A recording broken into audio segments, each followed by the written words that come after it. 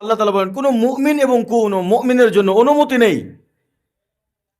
কিসের ভিতরে কাদাল্লাহু ওয়া রাসূলুহু, যেই ব্যাপারে আল্লাহ এবং আল্লাহ রসুল ফয়সালা দিয়ে দিয়েছেন, এখানে আর কোনো ধরনের অনুমতি নেই আইয়াকুনু লাহুমুল খিয়ারাতু মিন আমরিহিম, নিজেদের পক্ষ থেকে কোনো ধরনের ফিকির চালানো। আমি হুজুরকেও বলেছিলাম যে শরীয়তের কাছে কোনো মাথা খাটানোর অনুমতি পৃথিবীর কারণে বলতেছি, কারণ যে অনেকেই দেখা যায় যখনই বলি যে ফাইদা বালাগা ফালিজাউজিজ, সন্তান ভালোই হলে বিয়ে দাও, তো অনেকের আমাদের সাইকোলজি তার বুঝে আসে না।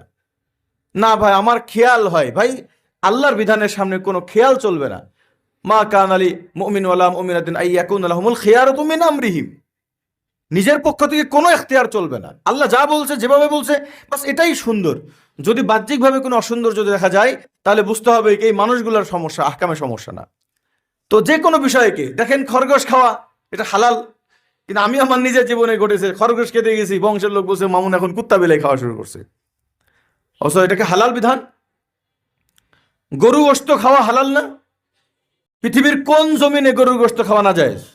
অতএব পৃথিবীর যেই জায়গায় গরুর গোশত খেলে মানুষ খারাপ বলে, গরুর গোশত নিষেধ করে, সেই সেই জায়গায় এই নিষেধাজ্ঞাটা করাটাই হলো শিরিক। এটাকে যারা মানবে এটাও শিরিক। এবং আল্লাহ তাআলার জমিনে আল্লাহর কোনো হালাল কাজ যদি নিষেধাজ্ঞা হয়, তাহলে এটার বিপক্ষে নিজে স্পষ্ট ভাষায় আমল করাটা হলো অনেক বড় জিহাদ।